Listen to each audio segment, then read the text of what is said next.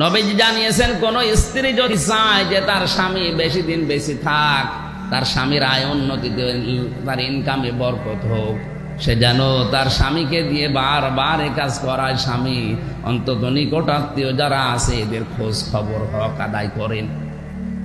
কারণ নিকট আত্মীয় স্বজনের খোঁজ খবর রাখলে, তাদের হক গুলো আদায় করলে আপনার হায়াত আল্লাহ বাড়াবে।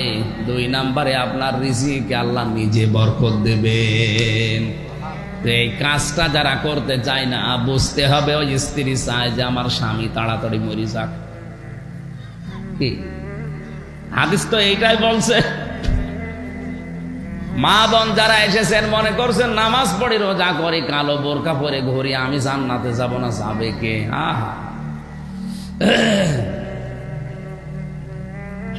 2 জন মানুষকে এই পৃথিবীতে বড় বড় 2টা পুরস্কারের ঘোষণা